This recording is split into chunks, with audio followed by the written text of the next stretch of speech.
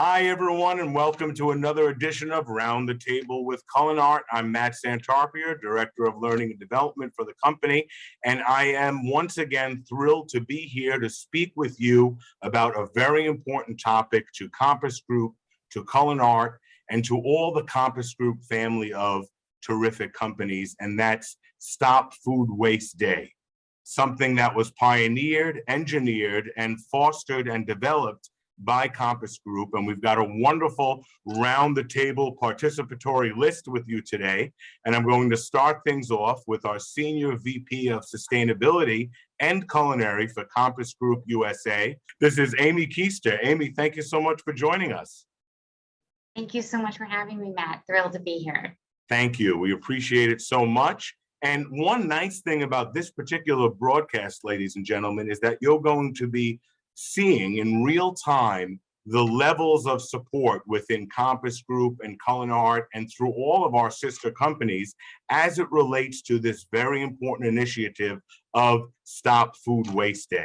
Next in line, around the table, we have our Director of Wellness, also a registered dietitian for CulinArt, and that's Stephanie Dorfman. Hi, Stephanie. Hi, Matt. So excited to be recording this with you all. Oh, thank you, Stephanie. We appreciate it. And Stephanie heads up and pioneers all of our wellness initiatives, including Stop Food Waste Day at CulinArt. Our next level, and I'm happy to say, is Laura Martorano. Laura is our Director of Wellness or Manager of Wellness at Stony Brook University. She's also a registered dietitian, and she is literally right next door. She's 5 feet from me. I'm broadcasting today from Stony Brook University. So Laura, thank you so much for allowing me into your location and showing me such great hospitality, and welcome aboard. Thank you for having me. You're very welcome. Thanks so much. And last, but certainly not least, we have the one and only Leslie DiNapoli. Leslie DiNapoli is a chef manager from Ethan Allen Prep, which is a private school, part of CulinArt's education sector in Connecticut. Hi, Leslie. How are you? Hi, Matt. Thank you for having me here. Well, thank you so much, Leslie. This is a terrific round the table group, and we're going to jump right into Stop Food Waste Day and all of the initiatives that are so important, not only for us, but for our valuable team members. And Stop Food Waste Day is something that affects us both personally and professionally from a company standpoint. So to give us some context, I'd like to start with Amy Keister. Hi, Amy. Could you tell us a little bit about Stop Food Waste Day, the genesis of the program, and everything that you're doing and your team to support CulinArt and our sister companies within Compass Group? Absolutely. It's my favorite topic to talk about. So Stop Food Waste Day started 6 years ago as just an idea. We were having a conversation at a zone meeting. Rick Post, our Chief Operating Officer, Susie Weintraub, my boss, the CEO of Envision, we were just talking about, what could we really go big on? Food waste is important to us. And so something that just started as an idea 6 years later is now a global day of action celebrated in countries across the globe, 43 of our Compass countries, as well as, many, many others. Hundreds of millions of people have engaged on social or in our cafes. And we've even had cities and states in the US proclaim it as a day of action. So really, really thrilled about the momentum that has taken place from Stop Food Waste Day. Yeah, it's really amazing. I mean, when we're talking about it, when we were doing some research for this special episode, it's amazing that Compass Group really pioneered Stop Food Waste Day within our industry. Stephanie, from a company perspective, right, we're going down a level to our company, CulinArt. Can you tell us a little bit about Stop Food Waste Day from your perspective and some of the items that we're installing at the location level to help and professionally develop our team? Yeah, most definitely. So, well, first of all, a big thank you to Amy Keister and her team for basically starting this whole movement and creating so many amazing resources for us as CulinArt to use throughout our locations and accounts throughout the throughout the state. So so actually yesterday we had our wonderful sustainability sharing call amongst our team with CulinArt and got to hear a lot of awesome stories that our team is doing out in the field, ranging from me coming to visit and doing a table event and having our Waste Not Rainbow carrot salad sample created by, shout out, our wonderful chef Joe Ball. And so doing a tabling event like that, just handing out educational materials. I know Leslie's going to touch on the awesome things that she's doing out at Ethan Allen. And we are really doing well with our waste not tracking throughout the company, which is really awesome too, to see all the success that we've had in helping to prevent food waste throughout the company in general. To hear about all these programs and how they're acclimated in the field with our leadership team and our management team is so important. And it really affects everything that we're doing. So thank you, Stephanie. Let's talk to our wellness manager, Laura Martorano. Laura, how is Stop Food Waste Day affecting you and your team which is one of the largest universities in the Compass Group portfolio? Yes. So we have a whole scheduled day of events planned for Wednesday. There's about 6 or 7 actually different events that are going on for the day to help promote Stop Food Waste Day and reducing waste across the entire world. So we will do, so we're going to start off the day with a chef competition. So both of our locations that typically do around 3,000 people is, just by one lunch time. So we're going to focus on a recipe, and they're going to compete to see who can produce the least amount of waste for that lunch, for that lunch meal period. And then we'll be tracking that, and then whoever wins by using the least amount of waste will be rewarded, maybe with a prize or something. So we haven't gotten that far yet, but we definitely have prizes in store to help get the chefs and the culinary team to be on board. It's going to be a challenge because we produce a lot of meals on this campus, so it'll be interesting to see what recipes that they do pull out and what they're going to do to produce the least amount of waste. And then from there, we will be focusing on root to stem recipes that uses the entire, all the components in the recipe. So all that will be all day. This month, particularly in April, we focus on that throughout the entire month. So we're just making it a lot more noticeable for next Wednesday. So that we have that. And then Peter Klein, shout out to him. He will be out here on Wednesday to do a very sustainable dinner. So he has his recipes that are root to stem that uses the entire portion of the ingredients. So that will be for dinner. And then on top of that, we'll be doing a teaching kitchen over at our Roth Cafe with 12 students. One of the colleges that wanted to host a teaching kitchen, so it worked out. So we're doing one of those as well. And we'll be doing a recipe that once again incorporates the entire food. One of the themes of Round the Table with CulinArt is giving our team, actionable development items that they can use at the location level to further their own understanding of the material that we're presenting. Leslie, I don't want to leave you out because you are, like Laura, boots on the ground, we like to say in our hospitality business. You are there in a location and you are using these initiatives and tools and resources for Stop Food Waste Day with your team at the location. Tell us about some of the things that you're doing. So what we're going to be doing next week is we're going to be having a table up there, and we're also going to be doing that wonderful carrot salad that we did before with Stephanie Dorfman. We're also going to be doing some specialty root vegetable chips and a lovely root to stem salsa that I do that utilizes all of the vegetables. There is zero waste with that salsa. And actually it's one of the students' favorites. We'll also be getting the performance coaches involved and some of the staff involved to get the children involved, and we'll be having Dr. Brandt that's actually on staff there. So he'll be getting involved as well. And so we would like to get all of the staff and all of the students involved And so this way it's a lot of interaction that goes on. And it's a lot of fun. It would be giving out coffee grains for like their garden so that, the staff can take them home and get, that involved with like, their families, and just, educate them that, their coffee grinds don't have to go into the garbage. They can go into their garden, and it helps like, fortify their gardens and things like that. And we were talking to our clients in order to get them engaged, to see if we can get like a small little garden, a raised garden built in the back of the kitchen, which would be great because there's plenty of space there.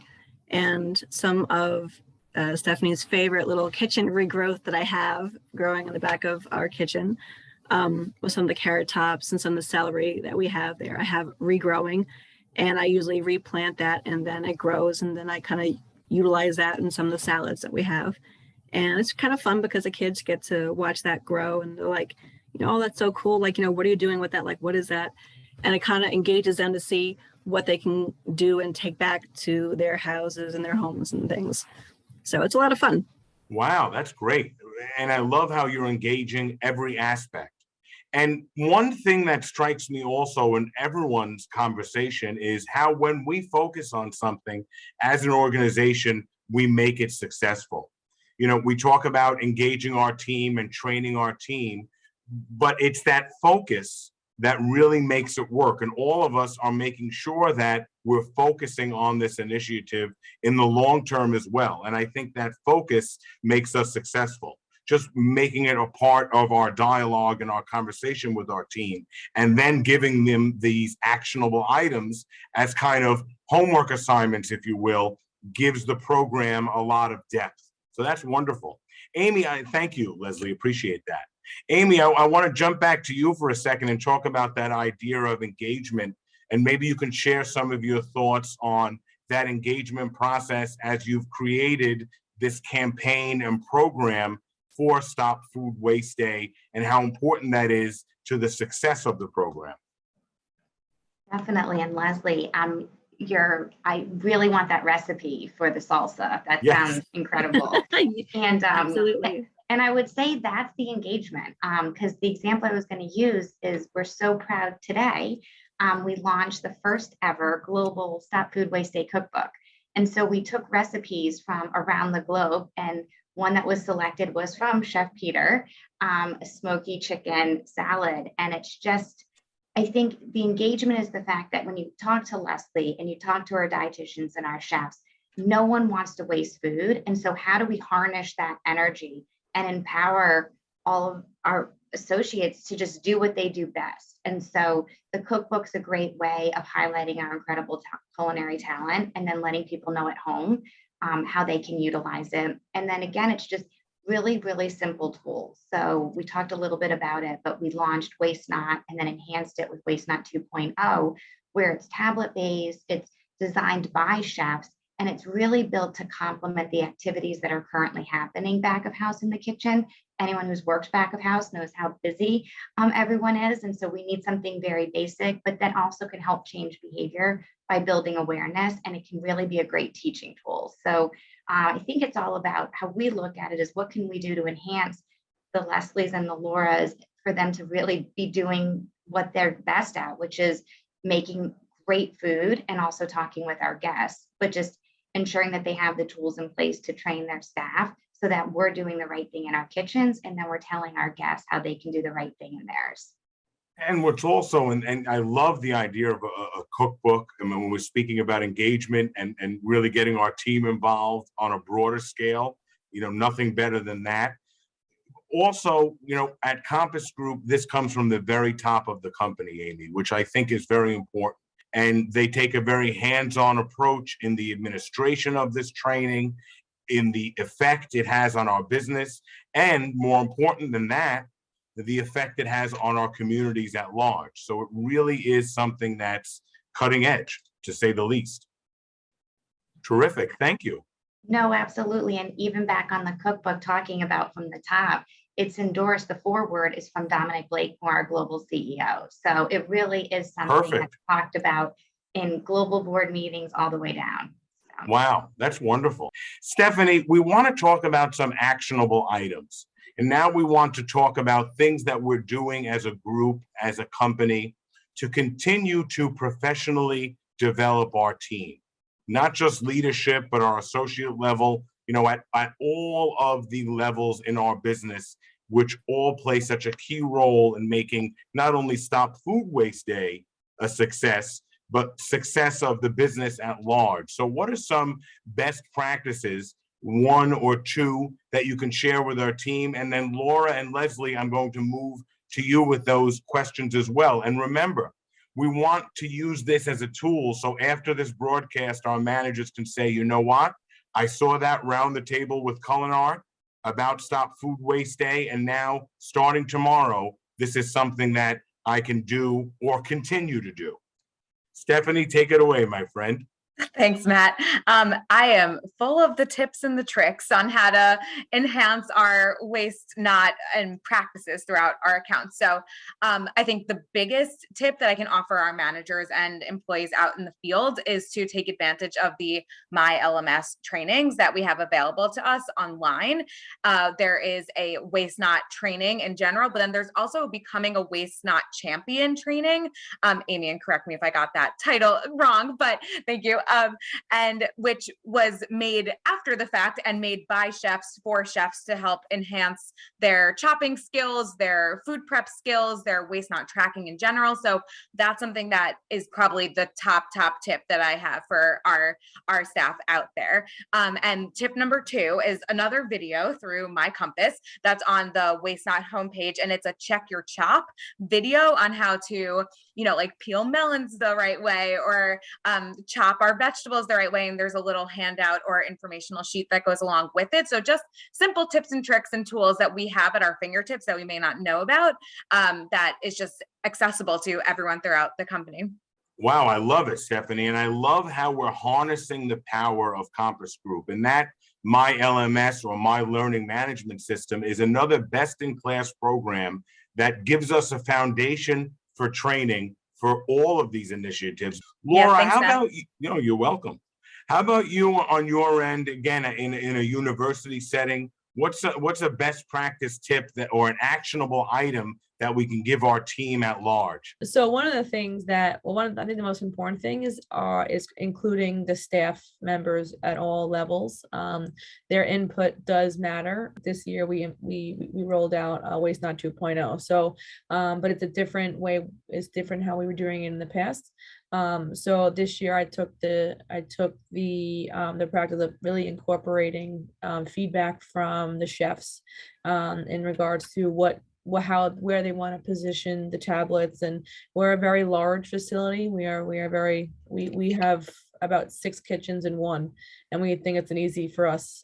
So we just had what works for them, because I can give them my best practices, but then it may not work for them. And if we want to be efficient in the program and efficient in tracking waste, how do we execute it properly? So I really included everybody from the food service to the higher ups to see where we should position so we can really achieve the program and get their best results. So and then my other thing that I like to do is I like to keep it of the first thought in their mind.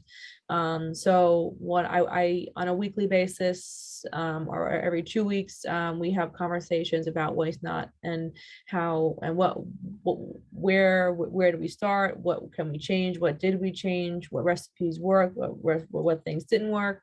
So we really go through and keep in the front of their minds, always have consistent communication, weekly communication about the program, and it's not going to fall by the wayside. So and then we have the nice pretty portal on the back end that I'm starting to learn. So really incorporating that information, because we can be our own research study if we wanted to over here. So that's how large we are. So just to keep that on their minds and to keep the conversation going, and then we break for summer in about 4 weeks. The population cuts to almost into quarters at this point. So so when breaking over summertime, those waste not conversations will continue to run. Whatever buildings will be open, we'll continue to have waste not 2.0 there.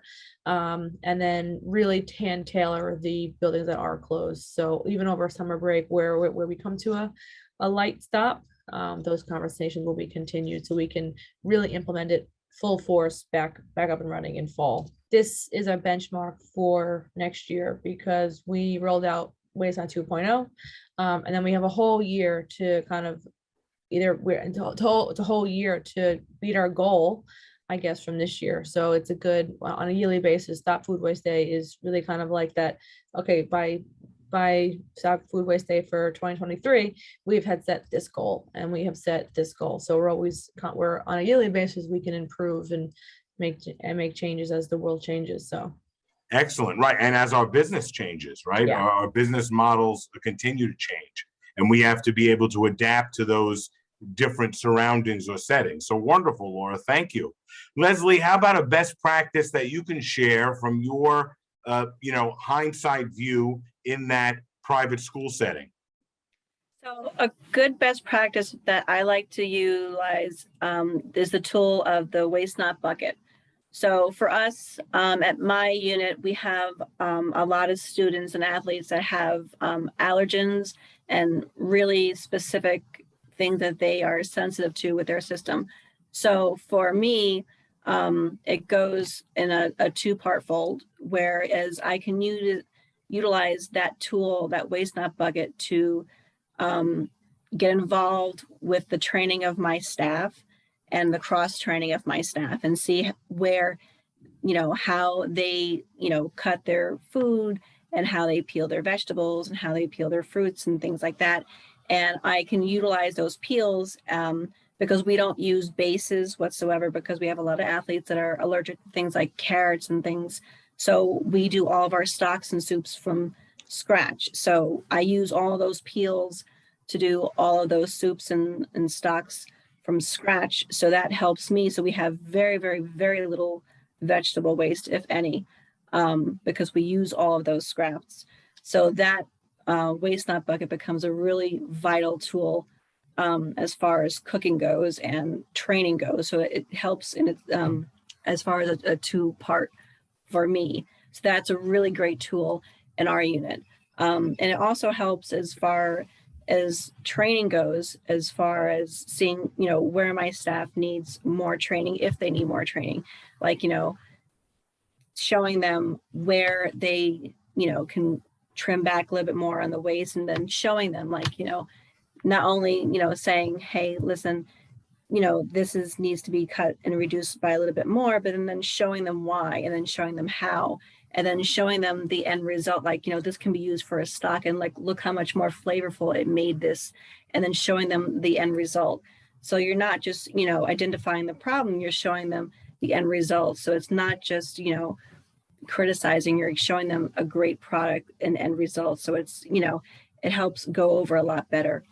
And that I find to be a very valuable tool and a great resource for us as well. And thank you so much, Leslie, for all of that. And Amy, we started with you and we're going to finish with you. I have two questions I'd love you to tell our group if you could. One is, what's an overall best practice from your point of view, being the senior VP in charge of this important initiative? And number two, from a Compass Group company point of view, where would be your go-to place where our managers, senior leadership, and our hourly team members can get the latest and greatest company information? I would say that the biggest best practice is that every little change we make adds up to be tremendous when you look at the Compass family. So you might not think your efforts of utilizing the potato peel is making a difference, but if everyone utilized the potato peel and then you even told someone that you could utilize the potato peel at home, it really adds up to a lot. So I just think the power of just sharing our best practices and then just acting on it, just little changes add up to a lot. And then I would say the best place to go for a resource is My Compass. And I know it can get cumbersome at times, but I really do think it's a great one-stop shop We do have a Stop Food Waste and a lot of food waste tools there. Stephanie has done a brilliant job paring things down. So I'm sure even on the CulinArt site, it's a lot easier. And you guys have a great resource with Stephanie kind of leading the charge here for the company. But I would just say really there's a lot of stuff out there. And again, I know everyone's so busy, but if you could just take 5 minutes, find one thing, be it take the Becoming a Food Waste Champion training, but one little change and just get your accountant to do the one little change and then pick one more. We're going to really do our part and then some on eradicating food waste, which I know is so near and dear to all of us. So thank you. Thank you, Amy, and thank you to all of our Round the Table participants. This has been terrific. And for our listeners and our watchers out there, you can go to YouTube and go to CulinArt Connect, and you can see this episode and all of our episodes of Round the Table with CulinArt. We thank you for your time, and we thank you for watching. We'll see you next time. Have a great day.